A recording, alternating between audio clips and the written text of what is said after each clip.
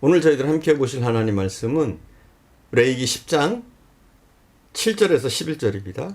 7절에서 11절 제가 봉독해 올리겠습니다. 여호와의 관유가 너에게 있은즉 너희는 회막문에 나가지 말라. 그리하면 죽음을 면하리라. 그들이 모세의 말대로 하니라. 여호와께서 아론에게 말씀하여 이르시되 너와 네 자손이 회막에 들어갈 때에는 포도주나 독주를 마시지 말라. 그리하여 너희 죽음을 면하라. 이는 너희 대대로 지킬 영원한 규례라. 그리하여야 너희가 거룩하고 속된 것을 분별하며 부정하고 정한 것을 구별하고 또 나 여호와가 모세를 통하여 모든 규례를 이스라엘 자손에게 가르치리라. 자, 지난 시간에 이어서 우리가 말씀을 우리가 함께 살펴보겠습니다. 왜 하나님께서 나답과 아비후를 치셨을까요? 왜 치셨을까요? 우리는 세 가지 점에서 생각해 볼 수 있다 말씀드렸어요. 지난 시간에 살펴봤습니다. 다른 불을 담아서 분향했기 때문이다. 첫 번째죠. 다른 불을 담아서 분향했기 때문이다. 다른 불이란 뭡니까? 하나님이 명하시지 않은 다른 불. 번제단으로부터 불을 가져와서 붙여야 되는데 그들은 아무 불이나 옮겨 붙였습니다. 사실 이들이 몰랐던 것이 아니죠. 나답과 아비후는 교육을 받아서 잘 알고 있었습니다. 그러나 자기 생각에는 괜찮을 것 같아서 아무 불이나 갖다 붙인 거예요. 그것으로 인해서 그들은 죽임을 당합니다. 두 번째입니다. 하나님의 영광을 탐하였기 때문입니다. 우리가 3절을 함께 보겠습니다. 3절 10장 3절 모세가 아론에게 이르되 이는 여호와의 말씀이라 이르시기를 나를 가까이 하는 자 중에서 내 거룩함을 나타내겠고 온 백성 앞에서 내 영광을 나타내리라 하셨느니라. 아론이 잠잠하니. 이 3절에 힌트가 나와 있습니다. 아론의 두 아들이 죽은 후에 이 말씀을 아론에게 모세가 한 것은 이것이 그들의 죽음과 관계가 있다는 겁니다. 3절 말씀을 통하여 볼 때 하나님만이 받으셔야 할 영광을 나답과 아비후도 받으려고 한 것 같습니다. 우리가 이 9장 마지막 절에 보면 이렇게 나와 있죠. 오늘 본문 9장 마지막 절에 보면 불이 여호와 앞에서 나와 단 위에 번제물과 기름을 사르지라. 온 백성이 이를 보고 소리 지르며 엎드렸더라. 우리가 9장 마지막 절에 보면 나와 있어요. 하나님의 불을 보고 백성들은 하나님께 영광을 돌렸습니다. 그렇죠? 번제 땅에 임하시는 하나님의 불을 보고 백성들은 하나님께 영광을 돌렸어요. 분향할 시간은 아침과 저녁입니다. 그러나 아마도 분향할 시간도 아닌 때에 이들이 불쑥 나타나서 분향함으로써 백성들의 관심을 끌고 자기들이 중요한 인물임을 과시하려고 했던 것 같습니다. 모든 영광과 관심이 불로 임하는 하나님의 임재에 맞춰져야 하는 겁니다. 그런데 이 두 아들은 자신들이 백성의 관심을 끌려고 한 것, 곧 하나님의 영광을 가로챈 것입니다. 나를 가까이 하는 자 중에서 내가 거룩함을 얻겠고 내가 영광을 얻겠다고 하신 것은 우리가 깊이 묵상해야 할 중요한 말씀입니다. 하나님을 가까이 하는 자 중에서 내가 거룩함을 얻겠고 영광을 얻겠다고 하셨는데 우리가 하나님을 가까이 하고 있습니까? 우리는 하나님과 약속한 공적인 예배를 소중히 여기고 예배 중에 임하시는 하나님의 영광을 사모하고 또 소중히 여겨야 합니다. 추워라도 예배를 소홀히 하거나 수시로 빠져서는 안 됩니다. 우리는 중심을 다해서 예배하려고 해야 돼요. 또한 예배에 빠지는 것은 하나님이 받으실 영광을 가로채는 것입니다. 굉장히 무서운 겁니다.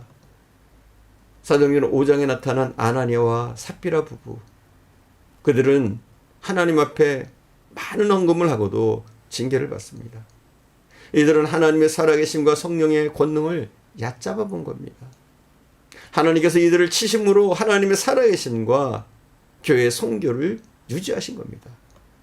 우리는 살아계신 하나님을 두려움으로 섬겨야 됩니다. 무조건 무서워하라는 것이 아니라 하나님을 경외해야 된다는 거죠. 하나님의 영광을 탐내서는 또 하나님의 영광을 가로채서는 안 됩니다. 하나님의 영광을 탐내지 않는다고 하면서도 예배를 경솔히 여기고 자기 이름을 내려고 하고 자기 위주로 하는 것은 크게 잘못된 것입니다. 기도는 300용사를 데리고 미디안과의 전쟁에서 이기고 돌아왔을 때 백성들이 환호하면서 당신과 당신의 아들들과 당신의 자손이 우리를 다스려달라고 말합니다. 기드온은 대답하기를 이렇게 말합니다. 내가 다스리지 않겠다. 내 아들도 다스리지 않겠다. 오직 여호와께서 다스릴 것이다. 이렇게 말합니다. 자기를 신격화하고 재림주라고 말하는 이단 교주치고 멸망받지 않는 사람이 없습니다. 그들은 결국 하나님 앞에 큰 심판을 받을 겁니다. 우리는 오직 하나님께만 영광 돌려야 합니다. 세 번째로 그들이 왜 죽었느냐? 왜 하나님 치셨느냐? 포도주와 독주에 취했기 때문에 그렇습니다. 8절에 보면 여호와께서 아론에게 일러 가라사대 너나 내 자손들이 회막에 들어갈 때는 포도주나 독주를 마시지 말아서 너희 사망을 면하라 말씀하셨습니다. 이 말씀은 나답과 아비후의 죽음이 술 때문이었음을 시사해 주는 겁니다. 하나님은 하나님의 일을 감당하는 제사장이 어떤 자극에 의해서 흥분된 자세로 이성을 잃은 자세로 일하는 것을 원치 않으십니다. 사도 바울의 고백처럼 그리스도의 사랑이 우리를 강권하여 섬겨야 합니다. 인간의 방법이나 어떤 자극이나 제정신이 아닌 상태로 하나님을 섬겨서는 안 되는 겁니다. 신약에 와서 장로와 집사를 선택할 때 그 기준의 하나로 술을 즐기지 않는 사람이어야 한다고 했습니다. 왜요? 술은 사람의 정신을 혼미하게 합니다. 정상적인 판단을 할 수 없도록 하고 성령의 일을 방해하고 육적인 본능에 사로잡혀서 범죄하게 합니다. 에베소서 5장 18절에는 술은 사람을 방탕하게 한다고 했습니다. 술은 이성을 상실하게 하고 판단력을 마비시킵니다. 노아 같은 믿음의 사람, 인정받았던 믿음의 사람도 술에 취하니까 부끄러움을 드러내고 자신의 아들을 저주하게 됩니다. 술은 건강과 정신과 영혼을 황폐하게 합니다. 그러므로 본문에서 술 먹지 말라. 이는 너희가 대대로 지킬 영원한 규례입니다. 하고 말씀하십니다. 두 아들의 죽음에 대해서 아론은 침묵했습니다. 잠잠했습니다. 두 아들, 자랑스러운 하나님의 제사장, 자기를 이어갈 든든한 혈육이 갑자기 하나님의 진노로 죽었을 때 그 마음이 어떠했겠습니까?